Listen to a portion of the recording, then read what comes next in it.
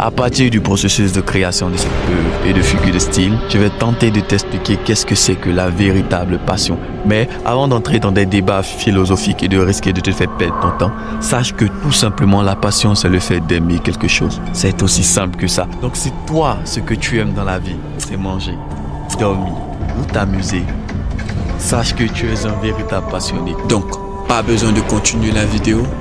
Félicitations. Mais si toi, ce que tu recherches, c'est le genre de passion,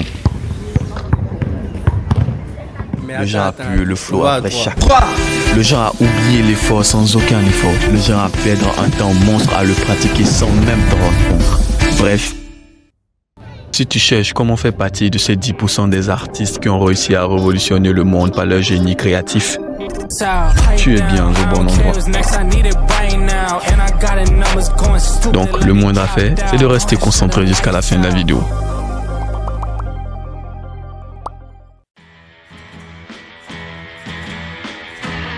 Vous savez, la passion, c'est comme une trousse à dessin. C'est rempli de plein de choses qu'on aime utiliser au quotidien. Que ce soit la famille, l'amitié, le bading, l'amour. Et au début, on aime utiliser un peu de tous ces matériels-là sur notre feuille afin de donner vie à nos créations. C'est pas toujours parfait et ça n'a presque aucun sens, mais ça nous convient comme ça. Jusqu'à ce qu'un jour, on finit par tomber sur le matériel appelé les loisirs.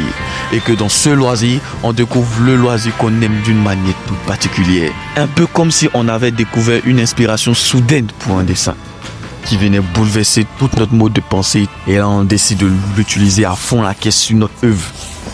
Et puis, on finit par être bloqué.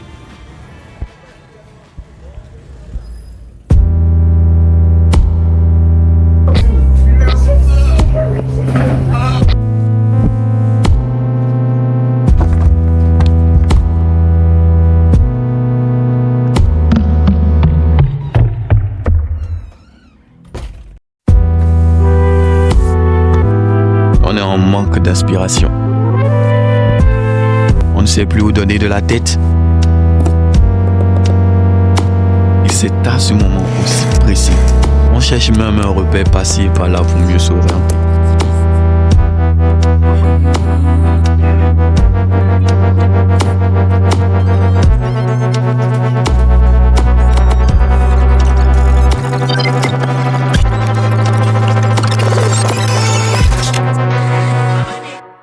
Et c'est là qu'on découvre un repère.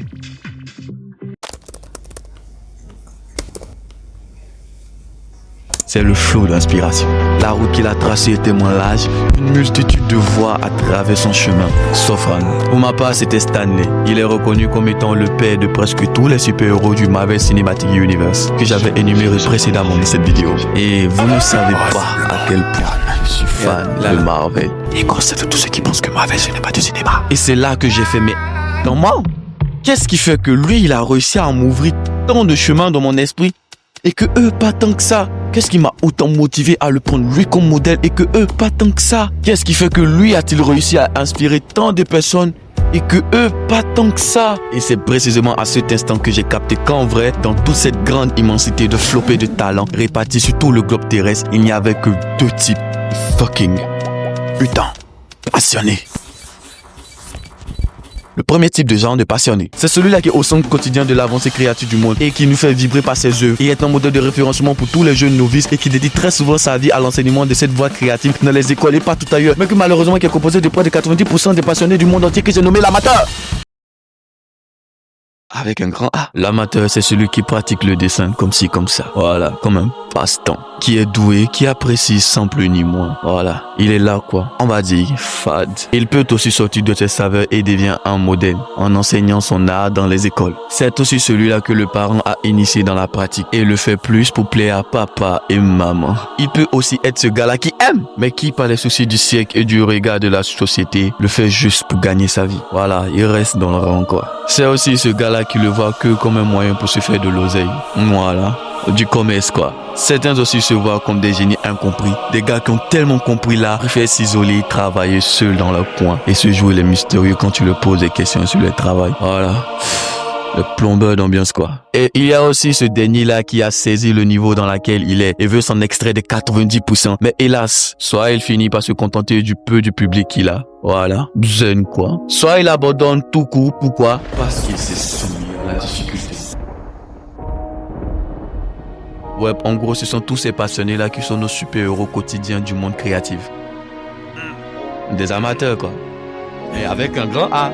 Alors que les 10% dont je te parle, ce sont ces passionnés-là qui furent jadis perçus comme des insensés, des marginaux égarés aux frontières de la raison. La société, incapable de saisir l'éclat de leur vision, les relégua dans l'ombre, les accabla de silence et d'incompréhension. Pourtant, loin de se régner, il a persévéré. Porté par une flamme intérieure que rien ne pouvait éteindre, le art devint une nécessité. Parce qu'une mission sacrée traduit l'indicible, transformer la douleur en beauté, offrir au monde une vérité que les mots ordinaires ne pouvaient contenir. Chaque coup de pinceau, chaque note, chaque geste était pour eux une respiration, un cri, une prière. Ils ressentaient leur œuvre comme prolongement de leur âme, une passerelle fragile entre l'éphémère et l'éternité. Ce qui autrefois semblait délit devint révélation. Ce qui paraissait folie se mua en passion d'une vie et pour toute la vie. Et pourtant, leur ambition allait bien au-delà de ça. Ils brûlaient du désir de partager leur vision du monde à l'humanité tout entière, de rallier à leur flamme d'autres âmes perdues, de marcher ensemble sous une même bannière de vérité et de beauté. Être anormal pour eux n'était pas une tare, mais une puissance. Une énergie sauvage qui défiait les normes et embrassait l'imaginaire. Dans cette singularité résidait leur force et ils la protégeaient avec audace, défiant le doute, défiant le temps, convaincus que croire en leurs rêves était la plus grande de toutes les révolutions. Alors ils ont fait des sacrifices, beaucoup de sacrifices, pour allier toutes ces personnes. Alors moi aussi, étant animé de cette même flamme, je les ai pris direct comme exemple. J'ai fait des sacrifices, j'ai pris des résolutions, j'ai marqué mes objectifs. Et pour le coup, c'est tellement sexy. Salut les gars, bienvenue dans la nouvelle. Attendez, je vais passer. Est-ce que vous voyez? Oui. Je devais dire comme. Ah, on fait terminer le travail, c'est super. 3 semaines de travail acharné. Et on a fini, on a. C'était focus, on a enfin. Les 10%. Oh non, j'ai oublié de prendre. Qu'est-ce que je voulais vous dire aussi? En fait, et la différence, la différence on n'aime pas.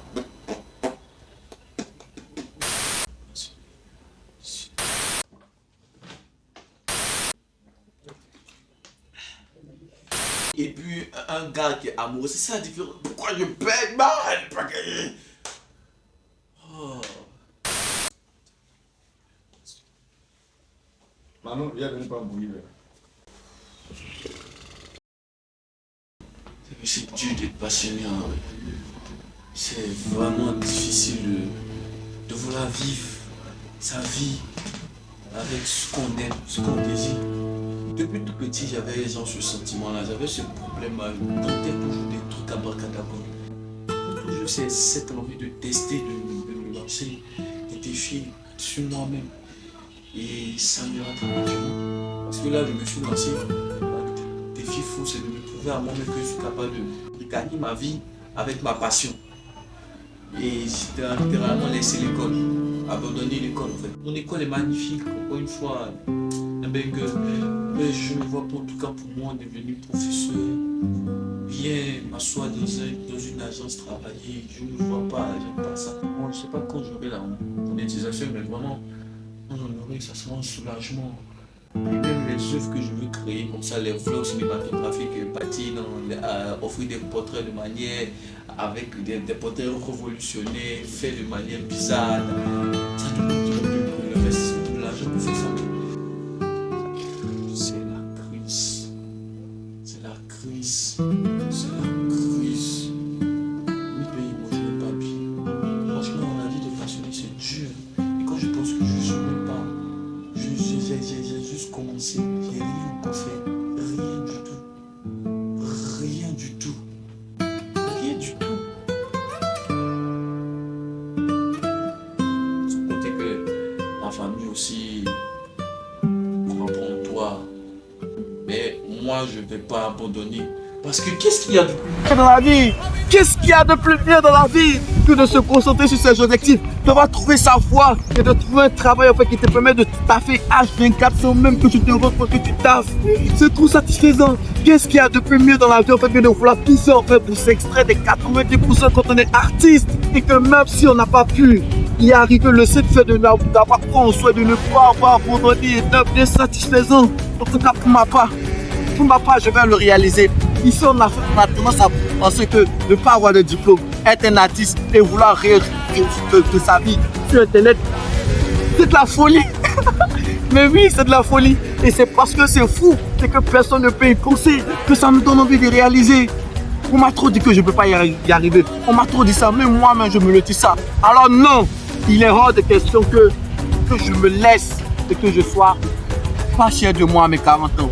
Alors si tu as envie de voir un gars qui est prêt à risquer de mettre sa vie en jeu pour réaliser ses objectifs, à mater mes vidéos. Je t'invite à t'abonner, je t'invite à pas rater cette abonnement. Parce que moi, j'abandonnerai pas. Je serai là. Mais surtout, le plus important dans tout ça, C'était Focus.